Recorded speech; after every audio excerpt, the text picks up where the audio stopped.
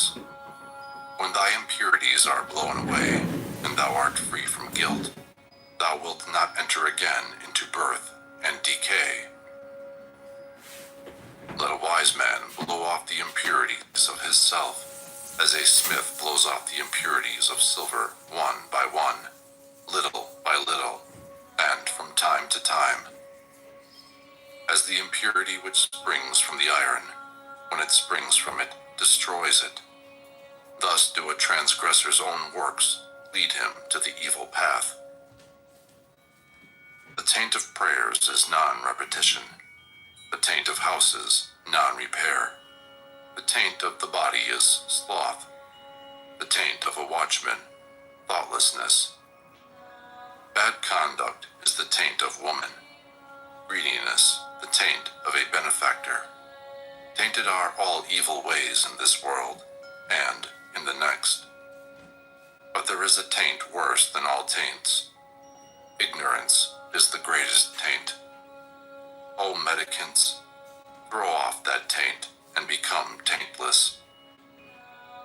Life is easy to live for a man who is without shame, a crow hero, a mischief maker, an insulting, bold, and wretched fellow. But life is hard to live for a modest man who always looks for what is pure, who is disinterested, quiet, spotless, and intelligent. He who destroys life, who speaks untruth, who in this world takes what is not given to him, who goes to another man's wife, and the man who gives himself to drinking intoxicating liquors, he, even in this world, digs up his own root. O man, know this, that the unrestrained are in a bad state. Take care that greediness and vice do not bring thee to grief for a long time. The world gives according to their faith or according to their pleasure. If a man frets about the food and the drink given to others, he will find no rest either by day or by night. He in whom that feeling is destroyed and taken out with the very root finds rest by day and by night. There is no fire like passion. There is no shark like hatred. There is no snare like folly. There is no torrent like greed. The fault of others is easily perceived, but that of oneself is difficult to perceive. A man winnows his neighbor's faults like chaff, but his own fault he hides, as a cheat hides the bad die from the gambler. If a man looks after the faults of others, and is always inclined to be offended, his own passions will grow, and he is far from the destruction of passions. There is no path through the air. A man is not a samana by outward acts. The world delights in vanity. The Tathagatas, the Buddhas, are free from vanity. There is no path through the air. A man is not a samana by outward acts. No creatures are eternal, but the awakened Buddha are never shaken.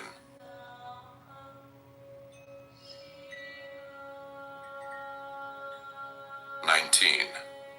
The just. A man is not just if he carries a matter by violence. No, he who distinguishes both right and wrong, who is learned and leads others, not by violence, but by law and equity, and who is guarded by the law and intelligent, he is called just. A man is not learned because he talks much. He who is patient, free from hatred and fear, he is called learned. A man is not a supporter of the law because he talks much. Even if a man has learnt little, but sees the law bodily, he is a supporter of the law, a man who never neglects the law. A man is not an elder because his head is gray. His age may be ripe, but he is called old in vain. He in whom there is truth, virtue, love, restraint, moderation, he who is is free from impurity and is wise, he is called an elder. An envious, greedy, dishonest man does not become respectable by means of much talking only, or by the beauty of his complexion. He in whom all this is destroyed and taken out with the very root. He, when freed from hatred and wise, is called respectable. Not by tonsure does an undisciplined man who speaks falsehood become a samana. Can a man be a samana who is still held captive by desire and greediness? He who always quiets the evil, whether small or large, he is called a samana, a quiet man, because he has quieted all evil. A man is not a mendicant, bhikshu, simply because he asks others for alms. He who adopts the whole law is a bhikshu, not he who only begs. He who is above good and evil, who is chaste, who with knowledge passes through the world, he indeed is called a bhikshu. A man is not a muni, because he observes silence, mauna, if he is foolish and ignorant, but the wise who, taking the balance, chooses the good and avoids evil, he is a muni, and is a muni thereby. He who in this world weighs both sides is called a muni. A man is not an elect, araya, because he injures living creatures. Because he has pity on all living creatures, therefore is a man called araya. Not only by discipline and vows, not only by much learning, not by entering into a trance, not by sleeping alone, do I earn the happiness of release which no worldling can know. Bhikshu, be not confident as long as thou hast not attained the extinction of desires.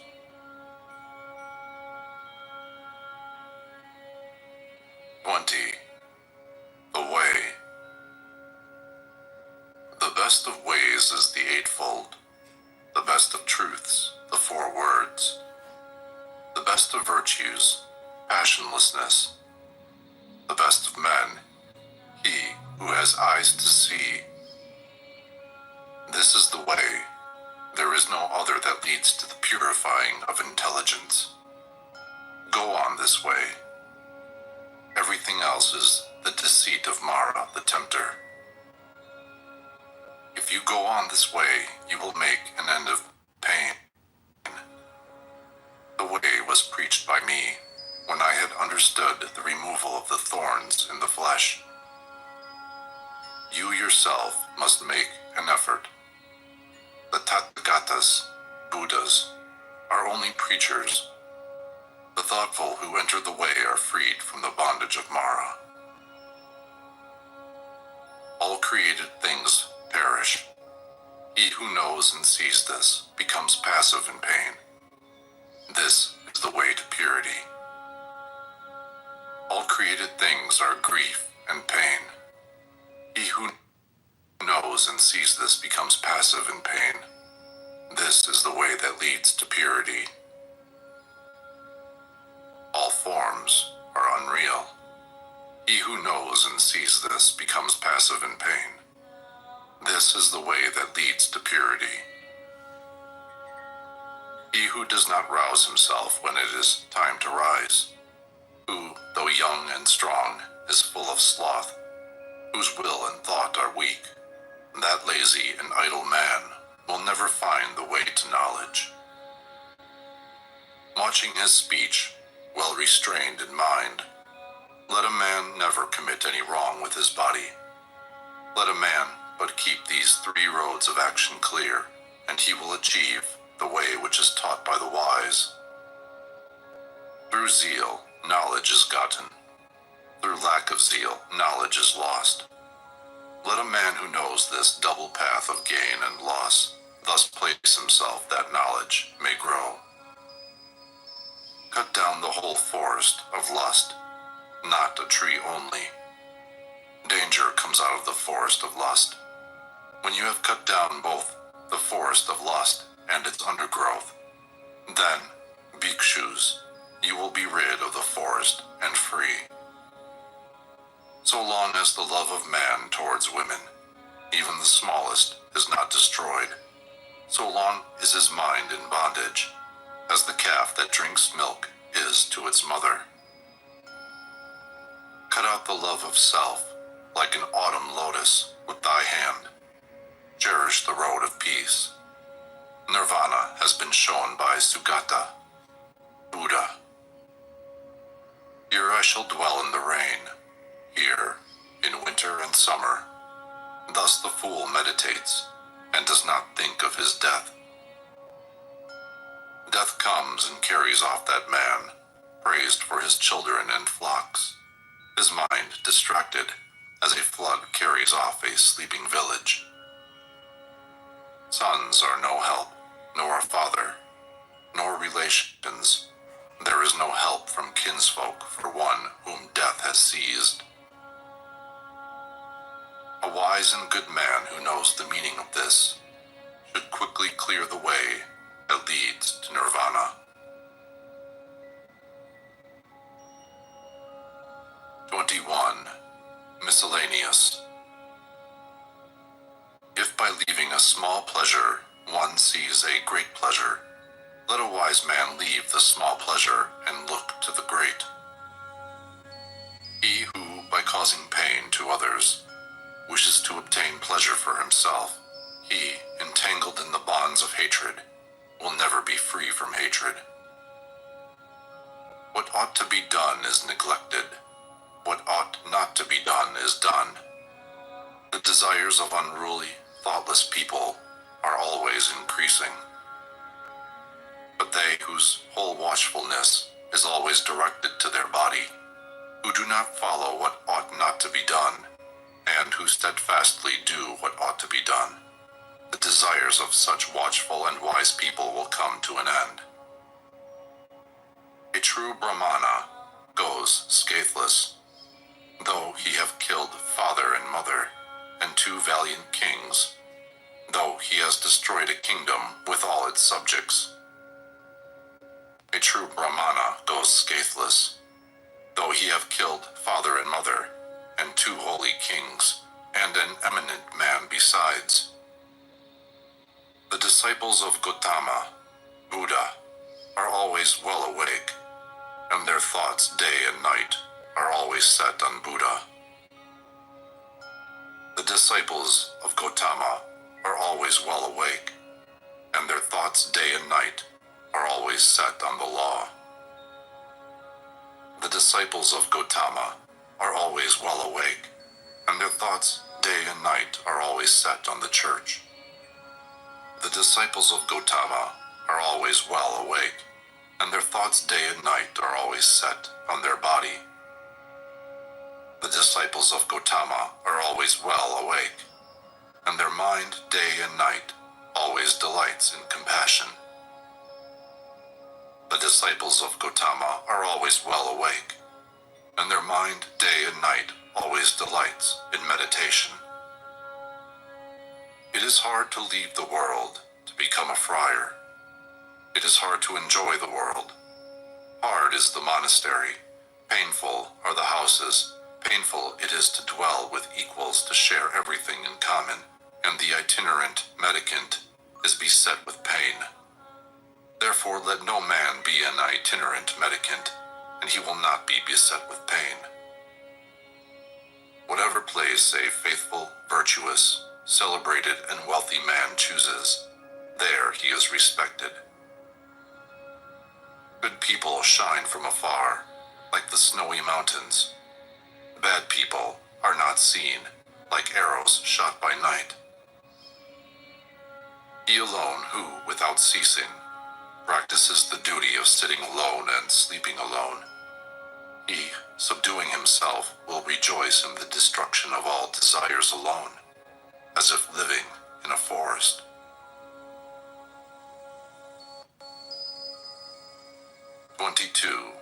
The downward course. He who says what is not goes to hell. He also who, having done a thing, says I have not done it. After death both are equal, They are men with evil deeds in the next world. Many men whose shoulders are covered with the yellow gown are ill-conditioned and unrestrained. Such evildoers by their evil deeds go to hell. Better it would be to swallow a heated iron ball, like flaring fire, than that a bad, unrestrained fellow should live on the charity of the land. Four things does a reckless man gain who covets his neighbor's wife: a bad reputation, an uncomfortable bed, thirdly, punishment, and lastly, hell. There is bad reputation and the evil way to hell. There is the short pleasure of the frightened in the arms of the frightened, and the king imposes heavy punishment. Therefore let no man think of his neighbor's wife. As a grass blade, if badly grasped, cuts the arm, badly practiced asceticism leads to hell.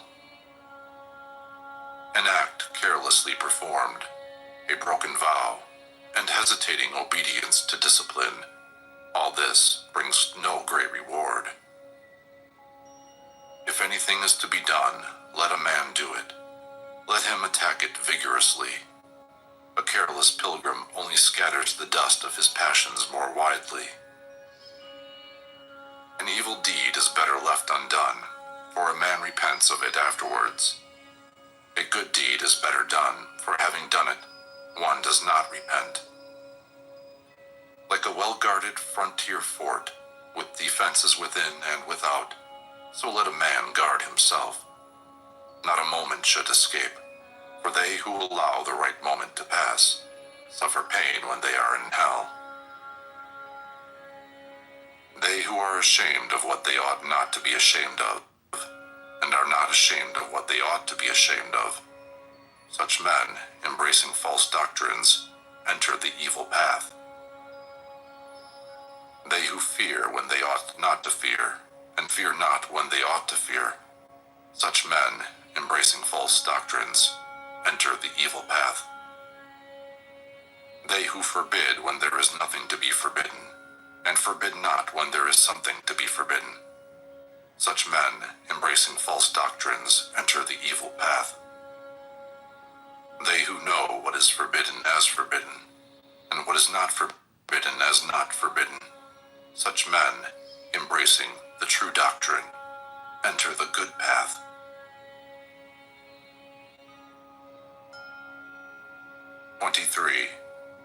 The elephant.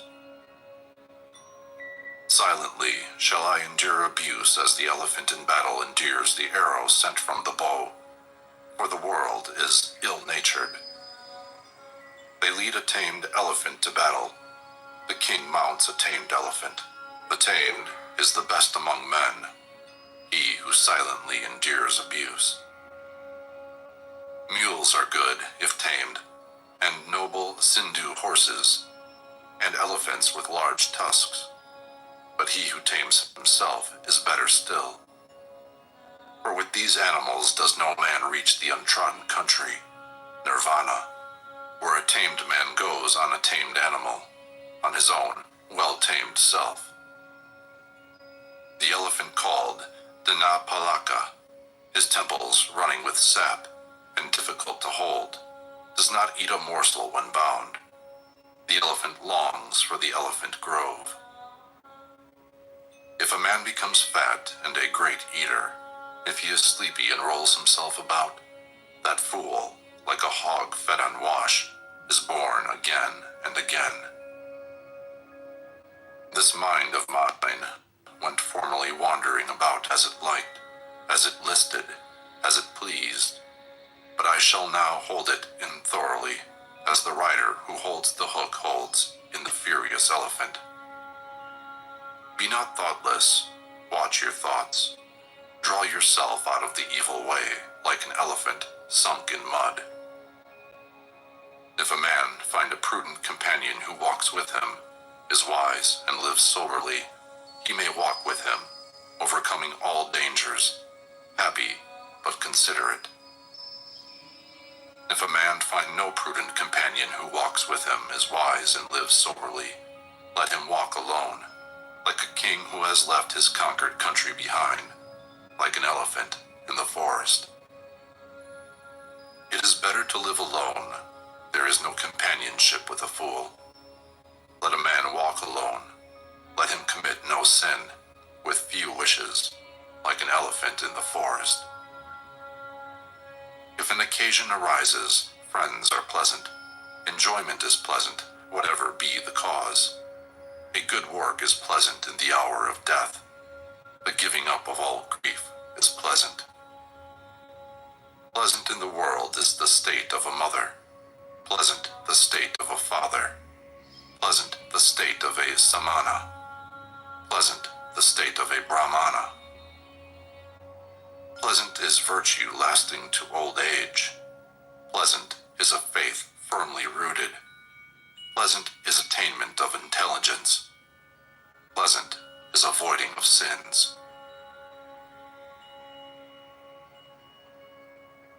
24. Thirst. The thirst of a thoughtless man grows like a creeper.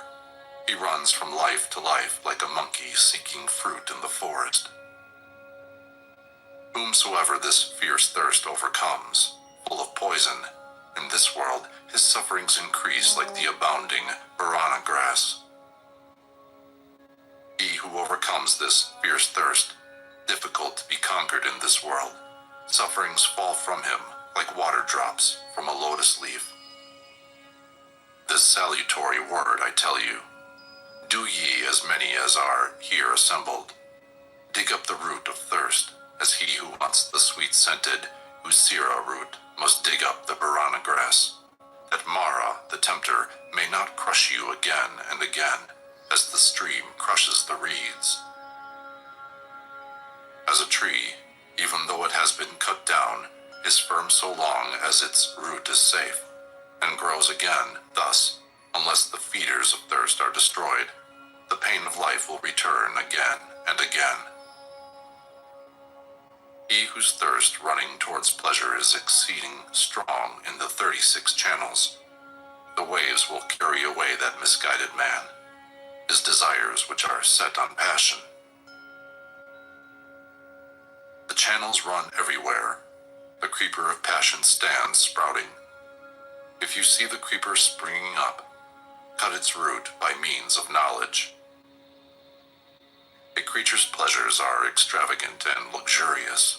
Sunk in lust and looking for pleasure, men undergo again and again birth and decay. Men, driven on by thirst, run about like a snared hare. Held in fetters and bonds, they undergo pain for a long time, again and again. Men, driven on by thirst, run about like a snared hare. Let therefore the mendicant drive out thirst, by striving after passionlessness for himself. He who, having got rid of the forest of lust, after having reached nirvana, gives himself over to forest life, to lust, and who, when removed from the forest from lust, runs to the forest to lust, look at that man. Though free, he runs into bondage. Wise people do not call that a strong fetter which is made of iron, wood, or hemp. Far stronger is the care for precious stones and rings, for sons and a wife. That fetter wise people call strong which drags down, yields, but is difficult to undo. After having cut this at last, people leave the world, free from cares, and leaving desires and pleasures behind. Those who are slaves to passions run down with the stream of desires, as a spider runs down the web which he has made himself. When they have cut this, at last, wise people leave the world free from cares, leaving all affection behind. Give up what is before, give up what is behind, give up what is in the middle, when thou goest to the other shore of existence. If thy mind is altogether free, thou wilt not again enter into birth and decay. If a man is tossed about by doubts, full of strong passions and yearning only for what is delightful, his thirst will grow more and more, and he will indeed make his fetters strong. If a man delights in quieting doubts, and, always reflecting, dwells on what is not delightful, the impurity of the body, etc., he certainly will remove, nay, he will cut the fetter of Mara. He who has reached the consummation, who does not tremble, who is without thirst and without sin, he has broken all the thorns of life. This will be his last body. He who is without thirst and without affection, who understands the words and their interpretation, who knows the order of letters, those which are before and which are after, he has received his last body. He is called the great sage, the great man. I have conquered all. I know all. In all conditions of life I am free from taint. I have left all, and through the destruction of thirst I am free, having learnt myself. Whom shall I teach? The gift of the law exceeds all gifts. The sweetness of the law exceeds all sweetness. The delight in the law exceeds all delights. The extinction of thirst overcomes all pain.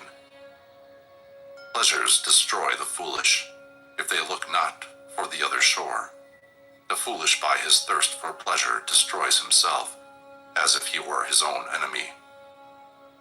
The fields are damaged by weeds. Mankind is damaged by passion. Therefore a gift bestowed on the passionless brings great reward. The fields are damaged by weeds. Mankind is damaged by hatred. Therefore a gift bestowed on those who do not hate brings great reward. The fields are damaged by weeds. Mankind is damaged by vanity. Therefore a gift bestowed on those who are free from vanity brings great reward. The fields are damaged by weeds. Mankind is damaged by lust. Therefore a gift bestowed on those who are free from lust brings great reward.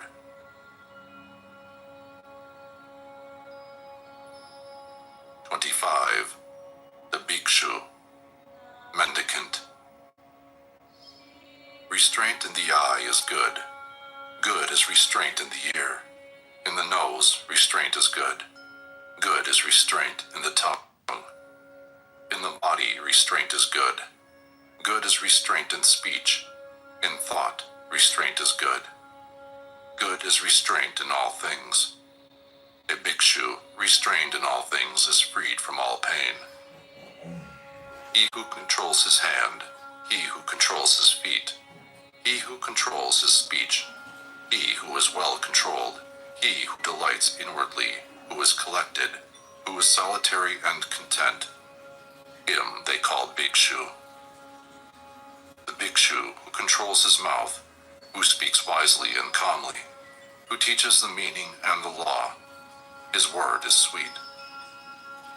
He who dwells in the law, delights in the law, meditates on the law, follows the law, that bhikshu will never fall away from the true law. Let him not despise what he has received, nor ever envy others. A mendicant who envies others does not obtain peace of mind. A bhikshu who, though he receives little, does not despise what he has received, even the gods will praise him, if his life is pure, and if he is not slothful. He who never identifies himself with name and form, and does not grieve over what is no more, he indeed is called a bhikshu. The bhikshu who acts with kindness, who is calm in the doctrine of Buddha, will reach the quiet place, nirvana, cessation of natural desires, and happiness. O bhikshu, empty this boat. If emptied, it will go quickly. Having cut off passion and hatred, thou wilt go to nirvana. Cut off the 5 senses. Leave the 5, rise above the 5. A bhikshu who has escaped from the 5 fetters, he is called Okatina, saved from the flood. Meditate, O bhikshu, and be not heedless. Do not direct thy thought to what gives pleasure, that thou mayest not for thy heedlessness have to swallow the iron ball in hell, and that mayest not cry out when burning, this is pain. Without knowledge there is no meditation. Without meditation there is no knowledge. He who has knowledge and meditation is near unto nirvana. A bhikshu who has entered his empty house and whose mind is tranquil feels a more than human delight when he sees the law clearly. As soon as he has considered the origin and destruction of the elements, khanda, of the body, he finds happiness and joy which belong to those who know the immortal nirvana. And this is the beginning here for a wise bhikshu: watchfulness over the senses, contentedness, restraint under the law. Keep noble friends whose life is pure and who are not slothful. Let him live in charity, let him be perfect in his duties. Then in the fullness of delight he will make an end of suffering. As the basika plant sheds its withered flowers, men should shed passion and hatred, O ye bhikshus. The bhikshu whose body and tongue and mind are quieted, who is collected and has rejected the baits of the world, he is called quiet. Rouse thyself by thyself, examine thyself by thyself. Thus, self-protected and attentive, wilt thou live happily, O bhikshu. For self is the lord of self. Self is the refuge of self. Therefore, curb thyself, as the merchant curbs a good horse. The bhikshu, full of delight, who is calm in the doctrine of Buddha, will reach the quiet place, nirvana, cessation of natural desires, and happiness. He who, even as a young bhikshu, applies himself to the doctrine of Buddha, brightens up this world like the moon when free from clouds.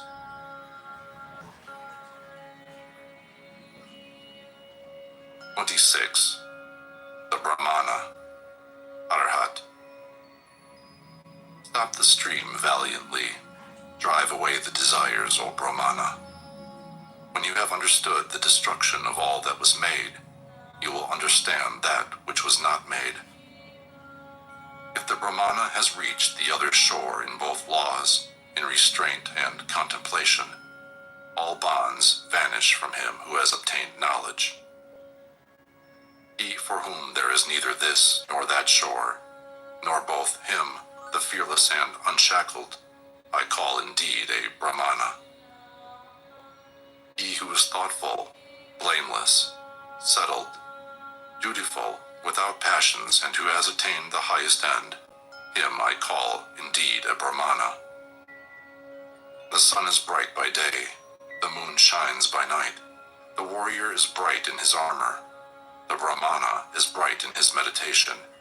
But Buddha, the awakened, is bright with splendor day and night. Because a man is rid of evil, therefore he is called Brahmana.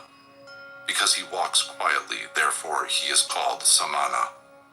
Because he has sent away his own impurities, therefore he is called Pravragita, a pilgrim. No one should attack a Brahmana, but no Brahmana, if attacked, should let himself fly at his aggressor. Woe to him who strikes a Brahmana, and woe to him who flies at his aggressor. It advantages a Brahmana not a little if he holds his mind back from the pleasures of life. When all wish to injure has vanished, pain will cease. Him I call indeed a Brahmana who does not offend by body, word, or thought, and is controlled on these 3 points.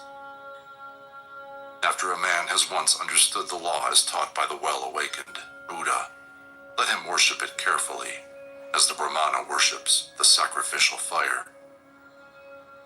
A man does not become a Brahmana by his plaited hair, by his family, or by birth. In whom there is truth and righteousness, he is blessed. He is a Brahmana. What is the use of plaited hair, O fool? What of the raiment of goat skins? Within thee there is ravening, but the outside thou makest clean. The man who wears dirty raiments who is emaciated and covered with veins, who lives alone in the forest and meditates. Him I call indeed a Brahmana. I do not call a man a Brahmana because of his origin or of his mother. He is indeed arrogant and he is wealthy. But the poor, who is free from all attachments, him I call indeed a Brahmana. Him I call indeed a Brahmana who has cut all fetters, who never trembles, is independent and unshackled. Him I call indeed a Brahmana who has cut the strap and the thong, the chain with all that pertains to it, who has burst the bar and is awakened. Him I call indeed a Brahmana who, though he has committed no offense, endures reproach, bonds, and stripes, who has endurance for his force and strength for his army. Him I call indeed a Brahmana who is free from anger, dutiful, virtuous, without appetite, who is subdued and has received his last body. Him I call indeed a Brahmana who does not cling to pleasures, like water on a lotus leaf, like a mustard seed on the point of a needle. Him I call indeed a Brahmana who, even here, knows the end of his suffering, has put down his burden, and is unshackled. Him I call indeed a Brahmana whose knowledge is deep, who possesses wisdom, who knows the right way and the wrong, and has attained the highest end.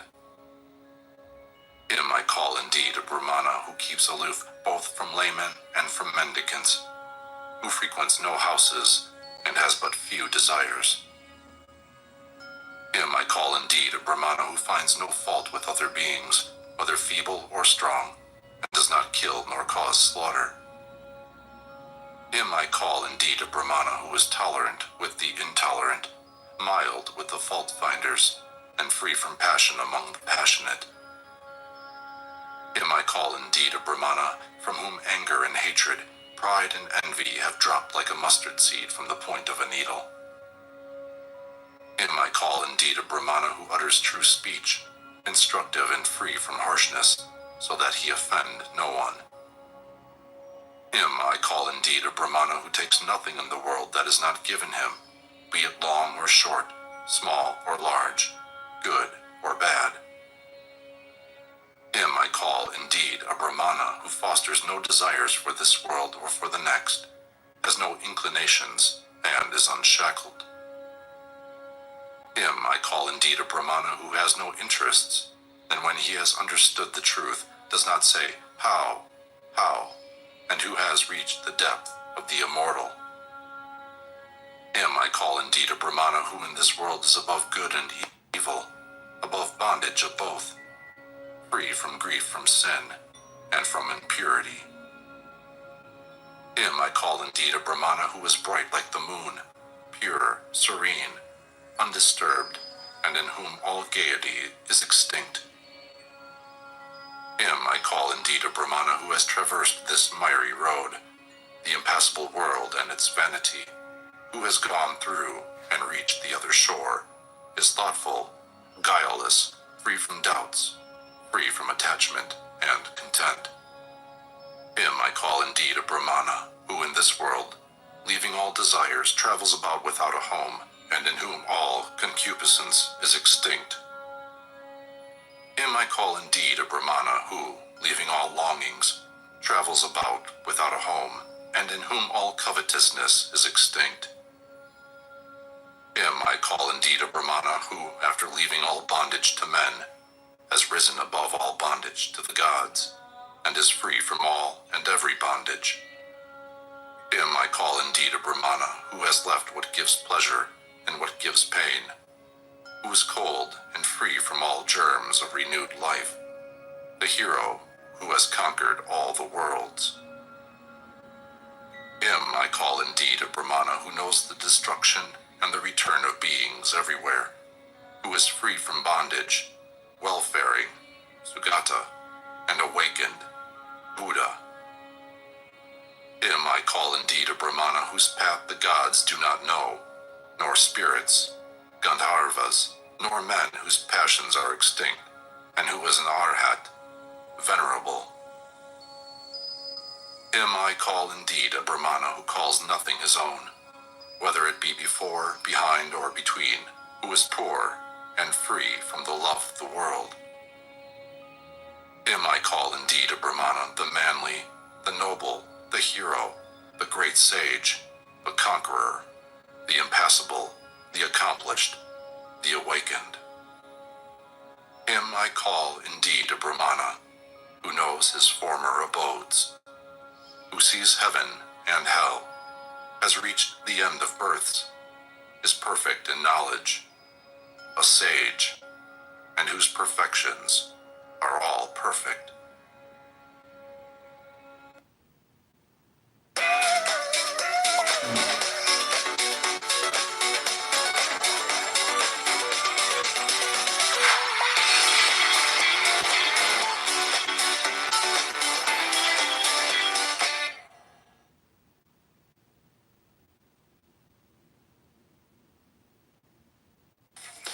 At Domino's, now you can carry out a one-topping pizza with any of our 5 crust types, and you can order any way you want to, online or by phone. So choose hand-tossed, crunchy thin crust, gluten-free, New York style, or handmade pan. And your favorite topping from Domino's.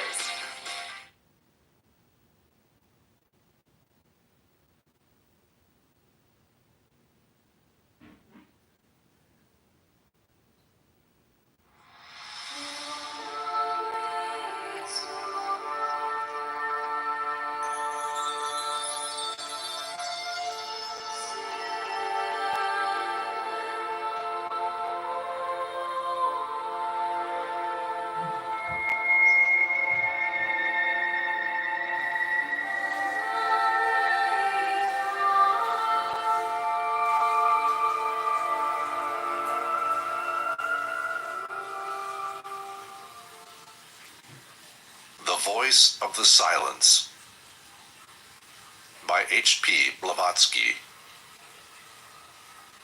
Narrated by Matthew Schmitz.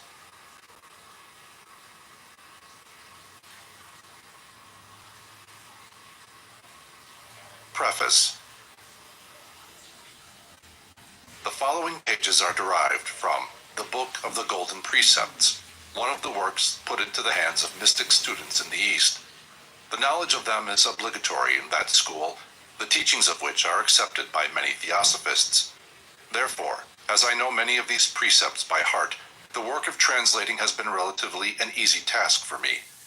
It is well known that in India, the methods of psychic development differ with the gurus, teachers, or masters, not only because of their belonging to different schools of philosophy, of which there are 6, but because every guru has his own system, which he generally keeps very secret. But beyond the Himalayas, the method in the esoteric schools does not differ, unless the guru is simply a lama, but little more learned than those he teaches. The work from which I here translate forms part of the same series as that from which the stanzas of the Book of Dzyan were taken, on which the secret doctrine is based, together with the great mystic work called Paramartha, which the legend of Nagarjuna tells us was delivered to the great Arhat by the Nagas or serpents, in truth a name given to the ancient initiates. The Book of the Golden Precepts claims the same origin. Yet its maxims and ideas, however noble and original, are often found under different forms in Sanskrit works, such as the Jnanasvari, that superb mystic treatise in which Krishna describes to Arjuna in glowing colors the condition of a fully illumined yogi, and again in certain Upanishads. This is but natural, since most, if not all, of the greatest arhats, the first followers of Gautama Buddha, were Hindus and Aryans, not Mongolians, especially those who emigrated into Tibet. The works left by Arya Sangha alone are very numerous. The original precepts are engraved on thin, oblong squares, copies very often on discs. These discs or plates are generally preserved on the altars of the temples attached to centers where the so-called contemplative or Mahayana or Yogacara schools are established. They are written variously, sometimes in Tibetan but mostly in ideographs. The sacerdotal language, Senzar, besides an alphabet of its own, may be rendered in several modes of writing in cipher characters, which partake more of the nature of ideographs than of syllables. Another method, lug in Tibetan, is to use the numerals and colors, each of which corresponds to a letter of the Tibetan alphabet, 30 simple and 74 compound letters, thus forming a complete cryptographic alphabet. When the ideographs are used, there is a definite mode of reading the text, as in this case the symbols and signs used in astrology, namely the 12 zodiacal animals and the 7 primary colors, each a triplet in shade. In other words, the light, the primary, and the dark stand for the 33 letters of the simple alphabet, for words and sentences. For in this method, the 12 animals, 5 times repeated and coupled with the 5 elements and the 7 colors, furnish a whole alphabet composed of 60 sacred letters and 12 signs. A sign placed at the beginning of the text determines whether the reader has to spell it according to the Indian mode, when every word is simply a Sanskrit adaptation, or according to the Chinese principle of reading the ideographs. The easiest way, however, is that which allows the reader to use no special or any language he likes, as the signs and symbols were, like the Arabian numerals or figures, common and international property among initiated mystics and their followers. The same peculiarity is characteristic of one of the Chinese modes of writing, which can be read with equal facility by anyone acquainted with the character.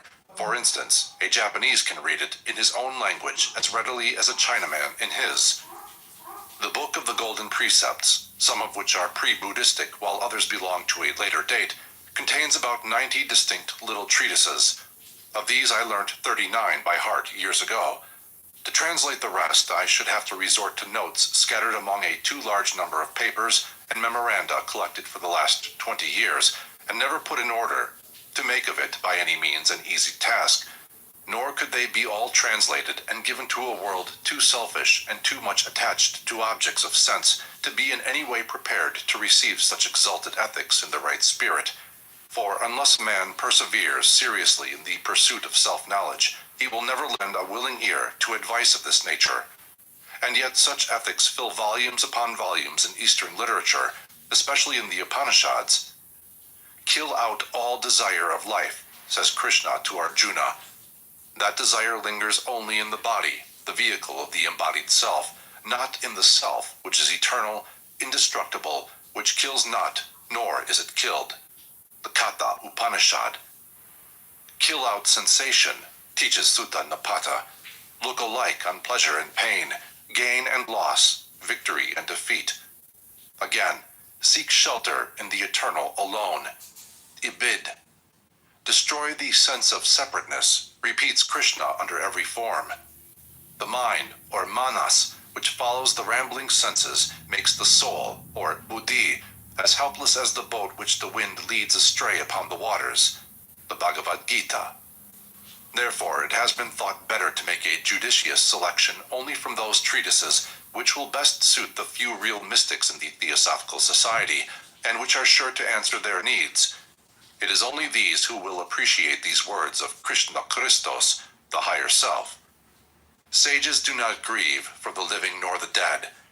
Never did I not exist, nor you, nor these rulers of men, nor will any one of us ever hereafter cease to be.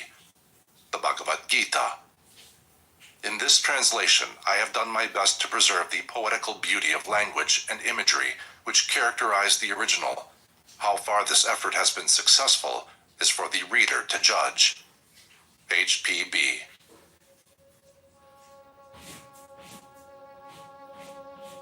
Fragment 1.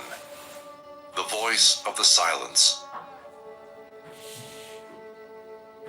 These instructions are for those ignorant of the dangers of the Lord Idi. He who would hear the voice of Nada, the soundless sound, and comprehend it, he has to learn the nature of dharana.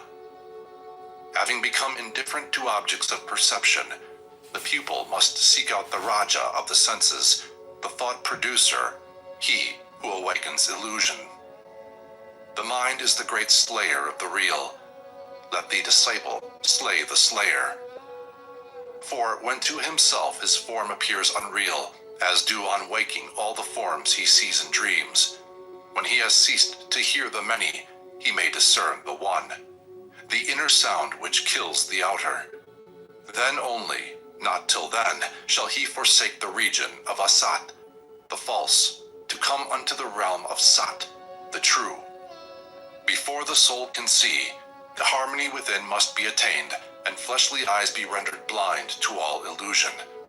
Before the soul can hear, the image, man, has to become as deaf to roarings as to whispers, to cries of bellowing elephants as to the silvery buzzing of the golden firefly.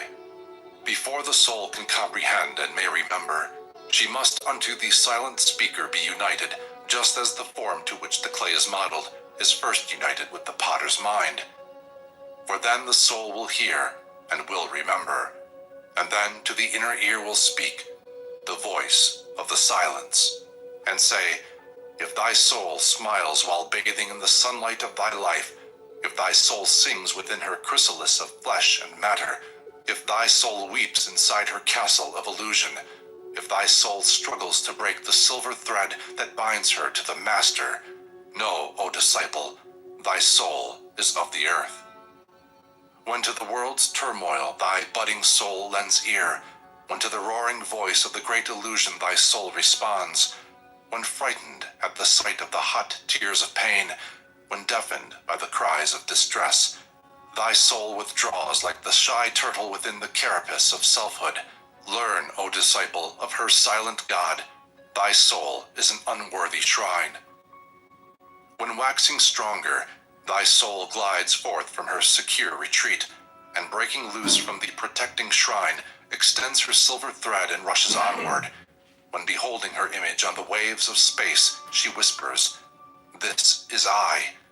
Declare, O disciple, that thy soul is caught in the webs of delusion. This earth, disciple, is the hall of sorrow, wherein are set along the path of dire probations traps to ensnare thy ego by the delusion called great heresy. This earth, O ignorant disciple, is but the dismal entrance leading to the twilight that precedes the valley of true light, that light which no wind can extinguish, that light which burns without a wick or fuel. Saith the great law, in order to become the knower of all self, thou hast first of self to be the knower. To reach the knowledge of that self, thou hast to give up self to non-self, being to non-being, and then thou canst repose between the wings of the great bird. Aye, sweet is rest between the wings of that which is not born nor dies, but as the throughout the eternal ages. Bestride the bird of life, if thou wouldest know. Give up thy life, if thou wouldest live. 3 halls, O weary pilgrim, lead to the end of toils. 3 halls, O conqueror of Mara, will bring thee through 3 states into the 4th, and thence into the 7 worlds, the worlds of rest eternal. If thou wouldest learn their names, then hearken and remember. The name of the first hall is ignorance, avidya. It is the hall in which thou sawest the light, in which thou livest and shalt die. The name of the second hall is the hall of learning. In it thy soul will find the blossoms of life, but under every flower a serpent coiled. The name of the third hall is wisdom, beyond which stretch the shoreless waters of Akshara, the indestructible fount of omniscience. If thou wouldest cross the first hall safely, let not thy mind mistake the fires of lust that burn therein for the sunlight of life. If thou wouldest cross the second safely, stop not the fragrance of its stupefying blossoms to inhale. If freed thou wouldest be from the karmic chains, seek not for thy guru in those Mayavic regions. The wise ones tarry not in pleasure grounds of senses. The wise ones heed not the sweet-tongued voices of illusion. Seek for him who is to give thee birth in the hall of wisdom, the hall which lies beyond, wherein all shadows are unknown, and where the light of truth shines with unfading glory. That which is uncreate abides in thee, disciple, as it abides in that hall. If thou wouldest reach it and blend the two, thou must divest thyself of thy dark garments of illusion. Stifle the voice of flesh. Allow no image of the senses to get between its light and thine, that thus the twain may blend in one. and having learnt thine own Ajnana, flee from the hall of learning. This hall is dangerous in its perfidious beauty, is needed but for thy probation. Beware, Lanu, lest dazzled by elusive radiance thy soul should linger and be caught in its deceptive light. This light shines from the jewel of the great ensnarer, Mara. The senses it bewitches, blinds the mind, and leaves the unwary an abandoned wreck. The moth attracted to the dazzling flame of thy night lamp is doomed to perish in the viscid oil.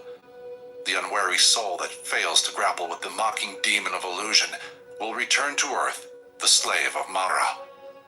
Behold the hosts of souls. Watch how they hover over the stormy sea of human life, and how exhausted, bleeding, broken-winged, they drop one after another on the swelling waves.